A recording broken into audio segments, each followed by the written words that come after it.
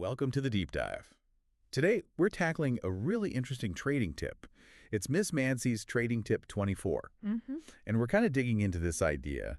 Why a company you absolutely love, think is amazing, might not be the stock you should buy right this second. Exactly. It's a common trap, isn't it? You find a great business and assume the stock must be a great buy now. But this tip reminds us, well, there's more to it. Timing is key.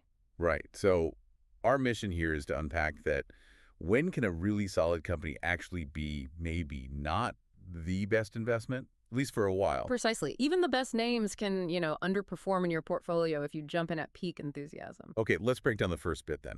Good companies can be terrible stock investments. How does that actually happen?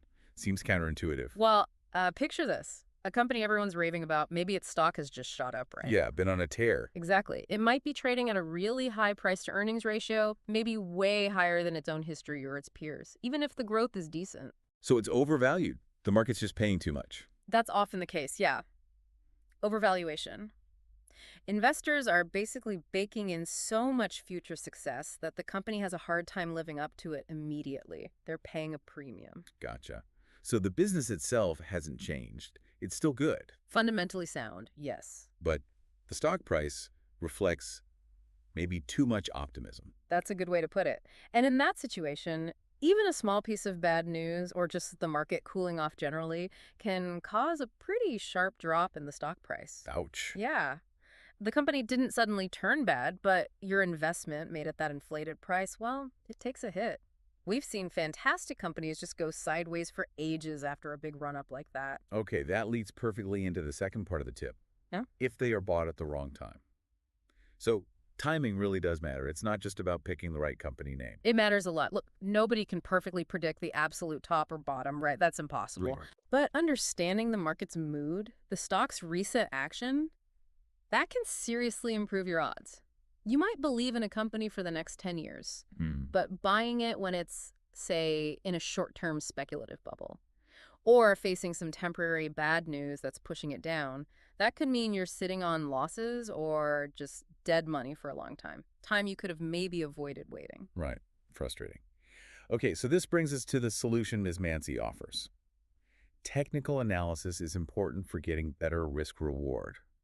Let's define technical analysis simply. Okay, so technical analysis, or TA, is basically studying a stock's past performance. You're looking at price charts, trading volume. How much it's being bought and sold. Exactly. To try and spot patterns, potential trends. It's less about the company's earnings reports or balance sheets. More about market psychology reflected in the price. You could say that, yeah. How is the market actually trading this stock right now? What story is the chart telling? Think of it like looking for recurring shapes or levels on the graph. Okay, like reading the tea leaves of the stock chart. Yeah, sort of, but hopefully a bit more systematic. Right. So how does looking at charts help with the timing in this risk-reward thing? Well, by using these charts and certain tools, technical indicators, traders and investors try to find potentially better moments to buy. Like when the stock seems less likely to fall further. Potentially, yes. Maybe it's bounced off a certain price level multiple times before we call that support. Or maybe an indicator suggests the selling pressure is easing off. The goal is to enter when the potential upside seems, reasonably bigger than the potential downside. Okay, explain that risk-reward idea a bit more. Sure. Imagine you think a stock could go up $5 based on your research. But looking at the chart, it seems like it could easily fall $2 first. That's your risk reward.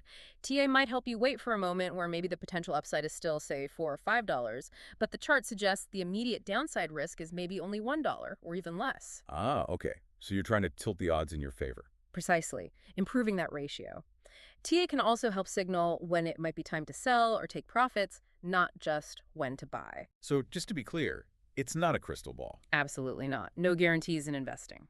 But it's a tool to potentially make a more informed guess about when to act, even on a company you already fundamentally like. Exactly that. It complements your fundamental research, checking if the company is actually good.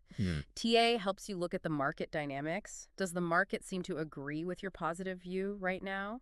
Or does the chart suggest maybe waiting a bit? It gives you a framework. Okay, that makes a lot of sense. So the big takeaway isn't don't buy good companies. Definitely not. It's more like Right. Be smart about when you pull the trigger. Pay attention to both the what the company and the when the timing. That sums it up perfectly. And learning even some basic technical ideas can be a really useful addition to your toolkit for trying to improve that timing and hopefully your risk-reward outcomes. Fascinating stuff. So a final thought for you listening. Think about those companies you're really bullish on for the long haul. How might adding a little bit of awareness about market timing change your approach? Even just noticing, wow, this stock seems way ahead of itself, or, it keeps finding buyers at this price level. Could that help you potentially navigate your entry point a bit better? It's not just finding the right company. It's also about maybe finding a smoother path for your investment.